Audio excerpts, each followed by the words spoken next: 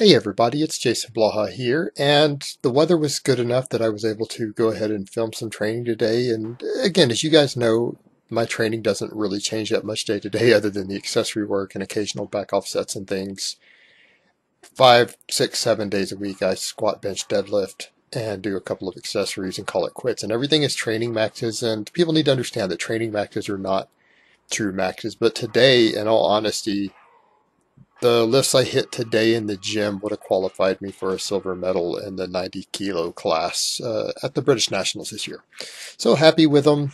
Squats were okay. I went ahead. This one was only 200 kilos and it felt really light. It felt good. It went up fast. So I decided to go ahead instead of doing 210 to do 215 today for my actual heavy set. Because this went down, I went deep and it just came right up. It wasn't really an issue. So I loaded up 215. The 215 was a little heavy. My depth would have passed at competition on this one, but when I look at the video, I would have liked another inch of depth on it. It's technically meet legal for my federation, but I just don't like riding that bleeding edge, but still I'll take it because I know it would have passed. But in the future, I'll try to remember when I grab a slightly heavier weight than I do on most of my training max days, that I'll go ahead and try to sink it a little deeper. And I was a little more upright than I was last time I think I filmed here, but it still had a little bit of forward lean right there, but it was acceptable, but I'd like to clean that up a little more too as I get closer to meets next year. Bench press, everything went good. Just real quick, 120 kilo warm up. Nothing difficult about this. I don't even know why I throw these warm-ups in sometimes, other than some people, if I only do the work set, some people think I don't do any warm-ups at all, and I do some warm-ups. I even do singles with lighter weights in these, but I don't want to go through all of them. I'm not really big on warm-ups, never have been. I don't really think they're that big of a deal in the grand scheme of things from training. I think it's an antiquated idea. The 140 felt good. It went up fast, so I went ahead and went 145. The 145 was definitely a grinder. Felt for today's lifts, it was close to a competition max. It was definitely over 90%, and so it was probably heavier than I should have attempted. But what the hell, I had the camera on. I thought I would try to go decently heavy today and go over a 600 kilo raw total.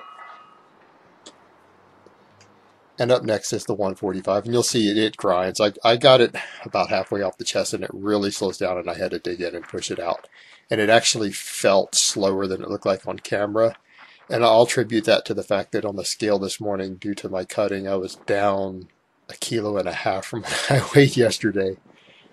So the cutting is going slowly but surely at this point. I shouldn't have any trouble making weight at meets next year at the rate I'm going. My biggest concern is being strong enough to do really well, but we'll just play it by ear. See right there, it stalled and it was really slow. That was a grinder. I really don't like to grind out like that in training, but it is what it is. Deadlifts, I did the same thing. I came up, I pulled the 220, and it just shot right up, as you'll see here. So I went ahead and bumped to 250 today, which is only 10 kilos under the heaviest I've been hitting at all, even during meet prep. And it ended up being a grinder also. But this went up really good, just blocked it right out. It didn't even feel heavy, so I'm like, well, what the hell, let's jump to 250. Which put me at a 610 raw total today. Of course, these are beltless, and I don't compete with a belt, so I really don't even need to specify that difference. I don't use a belt for the deadlift. But the setup felt good, but it came off the floor and then it just slowed down and I had to grind it out, which means I'm not really explosive enough off the floor. That's really my weak link. I need to consider some more deficit work. See how much it ground out right there low down. And then once I got it moving again, it went up. So I'm still weakest a few inches off the floor, and that could be corrected with some maybe going back to deficit deadlifts for a little while. I only did 2 accessories today. Today I went ahead and went with the behind the neck press. I felt fatigued after that deadlift, so I probably should have been able to get more than 10 reps with only 60 kilos on the behind the neck, even from a dead stop. But I ended up only getting 10, just due to general fatigue.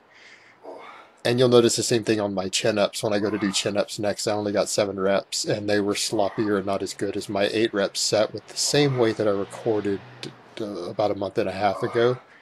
So it puts into perspective how much grinding out a deadlift, particularly grinding out a bench and then grinding out a deadlift, how much it just saps your strength, because this accessory work was a little lighter than I might have wanted, but you can't worry about accessory work. People over-focus on that. as if their secondary exercises are that critical in the grand scheme of things. They aren't. As long as they're fatiguing you, as long as they're working your weak points, it isn't that big of a deal if your performance isn't that great on them. People overemphasize accessory work and assistance work, and even their isolation work. It's just not that big of a deal. And these started out strong, but as you can tell, I'm getting really tired early yet, and I'm almost short repping that bottom instead of going to a dead hang just due to fatigue.